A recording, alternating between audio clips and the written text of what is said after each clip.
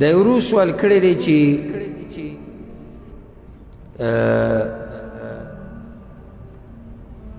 د دم اچولو دپاره خاص ټیم شتي وی چا راته دا ویلي دي چې دم د نور د راختو نه بعد او د مازدیګر د منځه نه بعد دغه ټیم کې ځان دمول یا مریض دمول دا غوره وخت دی او دویم سوال دا دی چې دم چې په چا باندې واچوي او دم یې کړي نو څومره وخت کې ښه کېږي او څومره وخت غواړي دا الجواب دم اچول دا خو مستحب دي دا خو د شریعت نه ثابته خبره ده او پیغمبر صلی الله علیه وسلم په خپل ځان هم دم اچولی دی په خپلو ملګرو یې دم اچولی دی خو دومره دی چې د دې دپاره خاص وخت هغه شریعت نه دی د ورځې که په هره حصه کې ځان دمې او که بل څوک دمې او که د شپې په هره حصه کې دمې دا جایز دي که څوک هغه وختونه پکې ګوري په کومو وختونو کې چې دعاګانې قبلیږي نو ډېره غوره ده دعاګانو قبلېدو وخت کم دی لکه د شپې اخرنۍ برخه اذان او د اقامت په منځ کې د جمعې مازدیګر که اوس یو سړی دا وختونه لټوي د دم اچولو دپاره اوس حرج به پکې نه ځکه چې که څوک اوس دا وایي چې د دم اچول ورې دعا ده نو دا خو اصل کې دعا ده ته د دم ولی چې په ځان باندې او په دې مریض باندې ولې په دم اچوي دم ولې اچوي د چا نه شفا غواړي داسې وایي که وای دم په دې دپاره اچوم چې الله ته ویم چې یا الله روغ یې که او ځان دم دې دپاره اچوم چې یا الله ما روغ که دا دعا ده نو که سړی دغه وختونه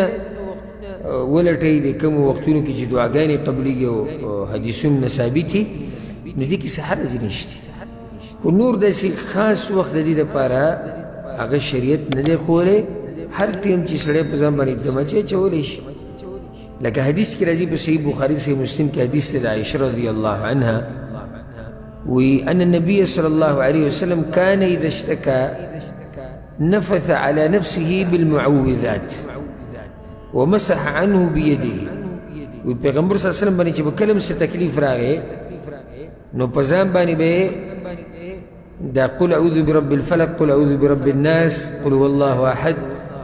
دا سورتونه به وي په ځان به چوف کول چې کله به تم تکلیف ورګي چې اوس خاص وخت نه دی خو شي چې کله به تم تکلیف ودا کار به او دغه شان په صحیح مسلم کې حدیث دی عائشة رضی الله عنها وی پیغمبر صلی الله علیه وسلم چې کله بیمار شو جبرئیل علیه السلام به دم اچو بسم الله يبريك ومن كل داء يشفيك ومن شر حاسد اذا حسد وشر كل ذي عين اوس دې حدیث کې دري چې کله پیغمبر صلی الله علیه وسلم بیمار شو خاص وخت نو چې په دغه وخت به جبرئیل علیه السلام راتو او دم به اچو دغه شان یو حدیث کې راځي په صحیح مسلم کې دا حدیث ابو سعید رضی الله عنه چې پیغمبر صلی الله علیه وسلم پسې یو پیر جبرئیل علیه السلام راغی وته وی یا محمد صلی الله علیه وسلم اشتکیت بیماری هغه وی نعم بیماری هغه په دم واچو بسم الله ارقيك من كل شيء يؤذيك من شر كل نفس او عين حاسد الله يشفيك بسم الله ارقيك نو دې ځکه موږ دا ټیم نو خاص ټیم خو نو خو راغی بیماري او بیماري مدوي پرې واچو نو د دم اچولو دپاره خاص ټیم شریعت نه دی ښوولی صرف یو وخت دی سملاستو وخت بارک الله فیک په صحیح بخاري کې حدیث د عائشة رضی الله عنها وی چې پیغمبر صلی الله علیه وسلم کله طلایي راغی نو قل هو الله احد قل اعوذ برب الفلق قل اعوذ برب الناس دا به وي او بیا به دواړو لاسونو کې چوف کړو بیا به ټول بدن راښکو دا کار به درې پیرې کو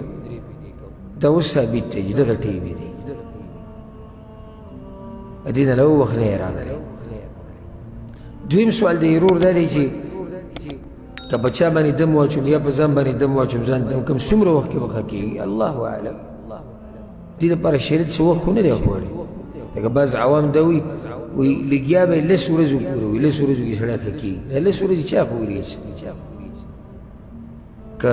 الله سبحانه وتعالی ستا په نصیب کې شفا لیکلی و نو ښه به شي او که نصیب کې او تقدیر کې د شفا نه وه